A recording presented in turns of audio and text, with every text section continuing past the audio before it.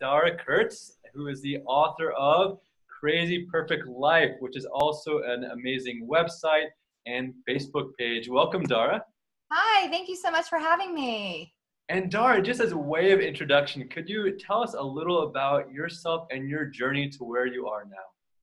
It's been about 4.5 years since I heard those terrifying words, "You have cancer." And at the time I was 42, I was in the middle of raising my kids who were 11 and 14, and life was great.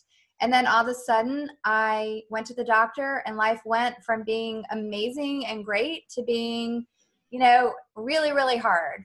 And while I found it relatively early, I wanted to be as aggressive as possible. And so I went through a lot, and I had surgery and chemo and radiation and more surgery. And it was just a very challenging time for me and for my family. And at the end of that journey, I found myself kind of in this space where the doctor said, "Okay, Dara, you're done. Go back to living your life." And I didn't know what that meant. I didn't know how to live my life because I had changed so much and I had seen a lot. And fear and anxiety followed me around like my shadow. And so I recognized I had a choice. I could stay in that space or I could do something about it. And I was miserable. So I did so much work on myself. I read a ton of books and got a counselor and just try to submerge myself in positivity and really change my mindset. And that's when I launched my blog, Crazy Perfect Life, and wrote my book, Crush Cancer. And now I'm here and living this beautiful life that is just amazing, and I'm having so much fun. And what was it for you that got you through that period to come out on the other side shining? I always tell people, because I don't want to ever let people think that I was this happy person that you see today, because I wasn't. When I was in the middle of going through chemo and radiation, I was feeling really sorry for myself and I didn't physically feel well. I had a lot of fear and anxiety, so I wasn't positive. And I really got to the point where I got on my own nerves, and I recognized, I had two choices. I could stay that path, and thank goodness I was smart enough to realize that staying that path wasn't really going to get me anywhere, or I could choose to do a lot of work and put the time and energy and the intention to move myself out of that space and really try to focus on finding the joy that I wanted so badly, and discovering there was a lot to be grateful for. So looking at that idea of finding joy even amidst pain or sickness, what are some of your secrets? What advice could you share? I feel like the most important thing that anyone can do is to wake up every single day with a feeling of gratitude. Every single day that you wake up and you open your eyes is such a gift. It's such a blessing. And I personally do not take it for granted. Every morning before I even get out of my bed, I just take a moment to really give thanks for the day that I have and all the beautiful possibilities that day is going to bring. And I really try to focus on being grateful, even if it's just for having a bed and getting out of bed. And life isn't perfect. And that's the whole thing, is having the ability to find grateful moments in the middle of the normal chaos of everyday life. And that's such a beautiful statement. I mean, life isn't perfect.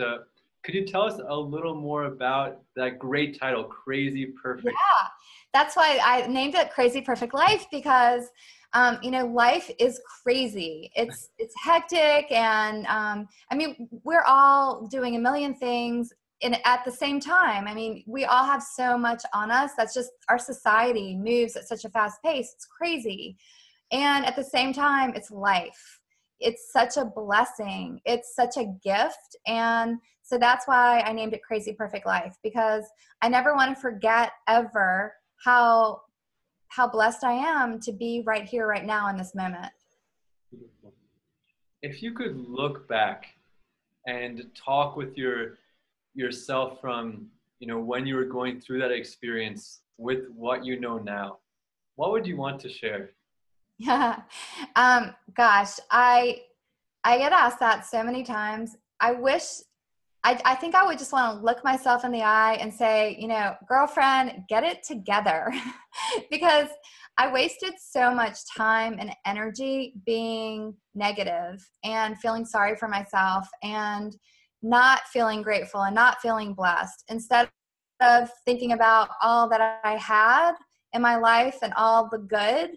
All I saw was all the negative and all the, you know, why me, why my family. You know, I kind of stayed in that space of negativity. And I mean, you know, the law of attraction, what we think we become. And if you're positive and you have positive thoughts, you're probably going to breed more positivity. And if you're negative and you're kind of going down the negative path, you're probably going to attract more negativity. And so I've learned so much from going through that. So I don't regret it, because now I'm able to help people and help people maybe move past or move through whatever they're dealing with. But I definitely recognize that I wasted time.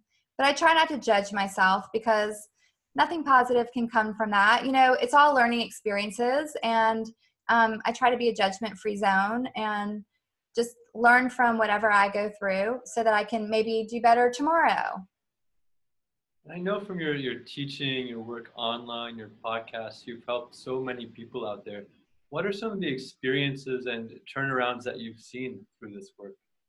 I feel like I'm so proud of helping people recognize that the thoughts that they have matter. And when we realize that we actually have the power to change our thoughts by recognizing what we're thinking about. And if it is a negative thought, instead of making ourselves feel guilty or angry or feel like a failure for having that, to just let it kind of pass like a cloud, and then replace the thought with something positive. And so that's really, I think, where I've seen so much success, is just helping people realize that you have control over what you decide you're going to think about. You have to first notice what you're thinking about. You have to pay attention, and then you have to replace it with something positive. And that's when establishing a personal mantra really comes into place, because you can train your mind to really have a relaxation response by teaching yourself to replace a negative thought with a mantra. And over time, you'll really see that relaxation response begin, and you'll be able to count on it. How insightful. And you mentioned that, self-care is really important to you, and also what you want to teach and pass on to your children. Could you share more about how that shows up in your life and what you help others with self-care? I feel like self-care is such an important part of living your best life. You can't be a happy person if you're just giving to other people all day long and you don't feel like you're really connecting to yourself. Or if you get to the end of the day and all you've done is check things off of your to-do list, but you don't feel like you've nourished your body or your mind or your soul. And so self-care is really having daily practices that you do to take care of yourself, so that you can show up and have the energy and have the patience and really be the best version of yourself. And for me personally, I do that through meditation. I am 100% committed to meditating at least once a day. That's just something that I've committed to doing myself, and it's a game changer. I've been doing it for such a long time. I think journal writing is another way that people can really connect to their thoughts. I take a bath every single night, an Epsom salts bath. I listen to my little woo-woo music that everyone in my family thinks I'm a little crazy for listening to. But, it's just giving yourself permission to have time where you can just be by yourself, connecting with yourself for just recharging. And that's when we really learn about ourselves and grow. When we take the time to kind of slow down and hear what we have to say. That's when you have those magical moments, when you're willing to take the time to listen to your heart and to your soul. And as someone who, you seem very steeped in gratitude, that it's a very natural part of the way you live now. how do you cultivate that as a habit so it's not just a superficial level of, you know, thinking I'm thankful or trying to attract something, but living it? What's your secret there? Yeah, I love that you asked that. Anyone can start a gratitude practice by saying, okay, I'm committed to starting a gratitude practice. And basically what that means is before you get out of bed in the morning or before you close your eyes at night, you take a journal and you write 3 to 5 things that you're thankful for that day. And when I first started trying to teach myself how to develop a gratitude practice, I didn't really, I wasn't really in that mindset of being a grateful person. So if I go back and look at kind of some of the things I wrote, I would say something like, I'm grateful for Mad Men, because at the time I was going through chemo, and like I literally was grateful for the TV show Mad Men because it got me through some really hard days. But so you just have to train your mind to start noticing all the blessings that you have in your life. And so, just commit to writing 3 to 5 things every single day that you're grateful for. And it can be, I'm grateful for my telephone. I'm grateful for my doctor. I'm grateful for food to eat. But then over time, your mind will automatically start to think in I count my blessings kind of way. And it'll just kind of spiral down, and you'll notice the blessings all around you. And that's really what I think cultivates joy, is gratitude. And did you notice that things started to change in your life as this practice took root for you? Absolutely. You have to be consistent. So I always say, you have to commit, and then you have to be consistent, because it's so easy to say, yeah, I'm going to be thankful. Or, I say thank you when people do nice things for me. But to really live a life of gratitude takes commitment and consistency, especially at first. But the benefits are even so much greater than I'm even able to express, because it's really just a feeling, a mindset, a way that you travel through your day. And, you've done so much with podcasting, with the blog, with your website. What most excites you about working one-on-one and with people in person, like this upcoming retreat we're really excited about? That's really my favorite thing, is connecting with people face to face.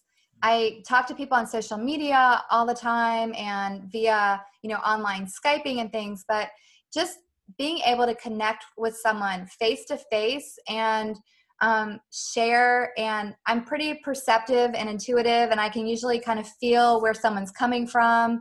And the momentum that builds, I love that. And then just being in a setting with people where we're all there for the purpose of really making ourselves greater or better, or learning and growing, and just the energy that brings when you're in a retreat setting.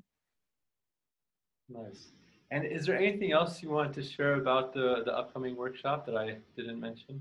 I am just so excited. Garth Callahan and I are so thrilled to be able to lead this retreat. If you are someone that feels like you want to recapture joy in your life, and you want to regain control, and you really want to rediscover your purpose, and you don't know what to do, and you're waking up every day and you're thinking, great, another day, but my life is boring, or you don't feel like you're excited, or you don't even know what you want to do, I fully believe that it is your human right to travel through your life and be the best version of yourself and be happy.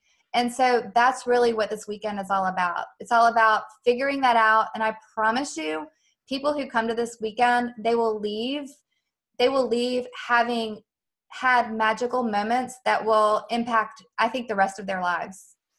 Beautiful.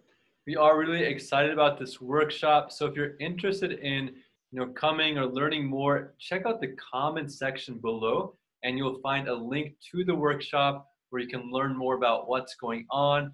You'll also find links there to both Dara and Garth's pages, where you can learn more about their magnificent work and what they're offering.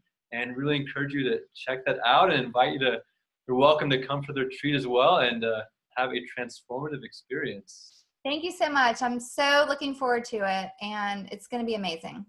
So thank you, Dara, for joining us today. and wishing all our viewers a wonderful, thriving week ahead. Thank you.